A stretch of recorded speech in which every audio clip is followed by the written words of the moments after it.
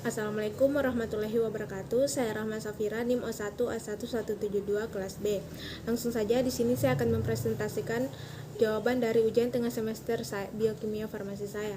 Yang pertama yaitu jelaskan istilah glikolisis, glikogenolisis, glikogenesis, metabolisme, katabolisme, dan anabolisme. Yang pertama, glikolisis adalah suatu proses yang menghasilkan perubahan satu molekul glukosa menjadi dua molekul pirufat. Selanjutnya, glikogenolisis, yaitu proses pemecahan glikogen menjadi glukosa. Selanjutnya, glikogenesis adalah proses pembentukan glikogen dari glukosa. Selanjutnya, metabolisme merupakan suatu kegiatan terpadu yang berlangsung dalam tubuh organisme yang melibatkan sejumlah besar reaksi dan masing-masing reaksi dikatalis oleh suatu enzim khusus. Selanjutnya, katabolisme adalah proses penguraian molekul substansi kompleks menjadi komponen yang sederhana. Kemudian, anabolisme adalah proses biosintesis substansi kompleks dari komponen yang sederhana. Kemudian yang kedua yaitu tunjukkan bahwa proses metabolisme glukosa secara aerob menghasilkan energi yang lebih besar dibanding anaerob. Pada metabolisme energi secara anaerobik, walaupun prosesnya dapat berjalan secara cepat, namun metabolisme energi secara anaerobik ini hanya menghasilkan molekul ATP yang lebih sedikit, yaitu 2 ATP per 1 molekul glukosa. Kemudian untuk metabolisme glukosa secara anaerob melalui proses respirasi atau proses pemecahan molekul berenergi untuk bisa menghasilkan energi melalui tahap glikolisis yang menghasilkan 2 molekul asam pirufat, 2 NADH, dan 2 ATP. Kemudian dekarboksilasi oksidatif menghasilkan 2 asetil CoA, 2 CO2, dan 2 NADH. Kemudian siklus Krebs menghasilkan 4 CO2, NADH, 6 NADH, 2 FADH, dan 2 ATP. Kemudian untuk transfer elektron menghasilkan 34 ATP dan 6 H2O. Untuk respirasi, satu molekul glukos akan menghasilkan total 38 ATP. Namun, ATP ini adalah jumlah kotor. Untuk melalui siklus respirasi lagi, diperlukan 2 ATP untuk memecah glukosa sehingga setiap proses respirasi sering dianggap menghasilkan 36 ATP bersih. Selanjutnya, jelaskan hubungan metabolisme karbohidrat dengan metabolisme lipid.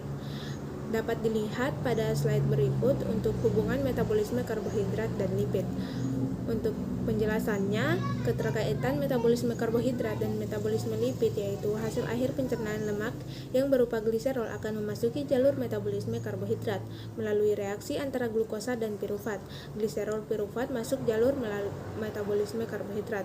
Sementara itu, hasil akhir pencernaan lemak yang berupa asam lemak akan mengalami beta oksidasi menjadi unit-unit yang terdiri atas 2 karbon. Setiap unit 2 karbon akan mengikat satu molekul CoA menjadi molekul asetil CoA yang dapat masuk ke dalam jalur metabolisme karbohidrat. Gliserol dapat berubah menjadi glukosa atau pirufat yang tergantung kebutuhan sel atau akan energi. Demikian halnya asetil CoA.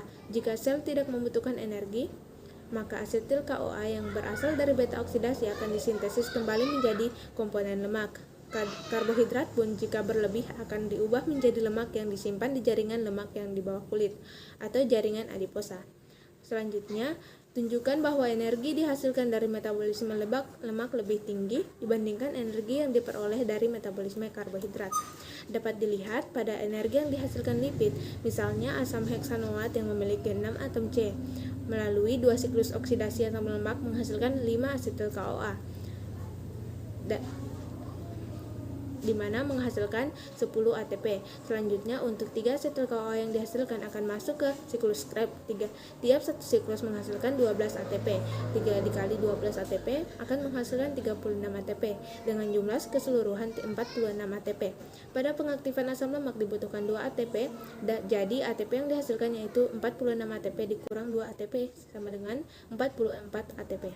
Selanjutnya, energi yang dihasilkan karbohidrat yaitu pada proses glikolisis menghasilkan 2 ATP, 2 NADH dikali 3 ATP, dekarboksilasi oksidatif menghasilkan 2 NADH dan 3 ATP dikali 3 ATP.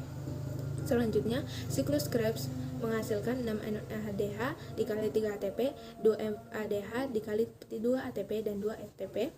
Selanjutnya dengan jumlah keseluruhan 38 ATP, di mana untuk memecah glukosa dibutuhkan 2 ATP, jadi ATP yang dihasilkan yaitu 38 ATP dikurang 2 ATP dan menghasilkan jumlah keseluruhan 36 ATP.